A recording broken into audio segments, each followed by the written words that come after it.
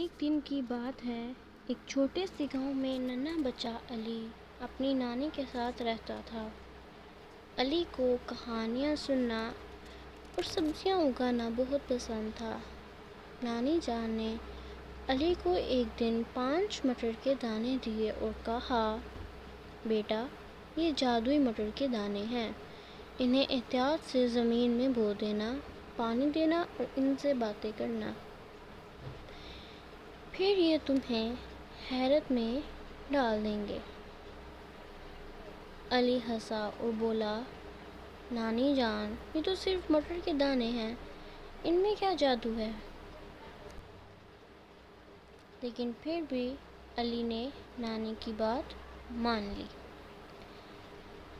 اس نے دانے اپنے باغیچے میں بو دیے، روز پانی دیا اور ہر صبح ان سے بات کرتا، اٹھو میرے مٹر کے دانوں، بڑا ہو جاؤ، مجھ سے دوستی کرو۔ کچھ دن گزرے اور ایک دن صبح علی نے دیکھا کہ زمین سے 5 ننھے ننھے پودے نکل آئے ہیں۔ ہر پودا الگ رنگ کا تھا، ایک ہرا، ایک نیلا، ایک سرخ، ایک پیلا اور ایک جامنی۔ علی بہت خوش ہوا، لیکن اگلی صبح ایک اور حیرت ہوئی۔ 5 پودے باتیں کرنے لگے۔ پہلا پودا بولا، میں ہوں ہنسی مٹر، میں سب کو ہنسانا جانتا ہوں۔ دوسرا، میں ہوں عقل مٹر، میں تمہیں ہر سوال کا جواب دوں گا۔ تیسرا، میں ہوں طاقت مٹر، جو مجھے کھائے گا وہ بہت طاقتور ہو جائے گا۔ چوتھا، میں ہوں خواب مٹر، جو مجھے کھائے گا وہ خوبصورت خواب دیکھے گا۔ پانچواں، میں ہوں دوستی مٹر، جو مجھے اگائے گا وہ سب کا دوست بنے گا۔ علی حیرت سے انہیں دیکھتا رہا۔ 5 مٹر کے دانوں نے علی کی زندگی بدل دی۔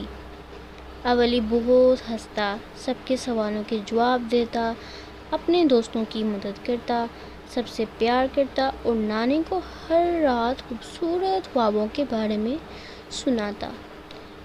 پھر ایک دن گاؤں میں ایک مصیبت آئی۔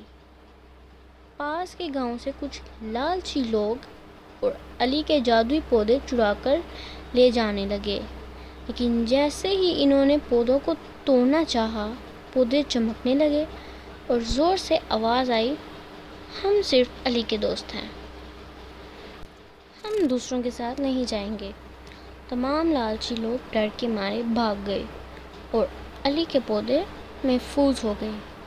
نانی جان نے علی کو گلے لگایا اور کہا، دیکھا بیٹا، جو چیز محبت، محنت اور سچائی سے اگائی جائے وہ ہمیشہ ہمارے ساتھ رہتی ہے۔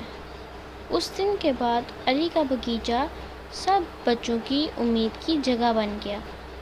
ہر بچہ وہاں آتا، مٹر کے پودوں سے بات کرتا، ہنستا، سیکھتا اور دوستیاں کرتا۔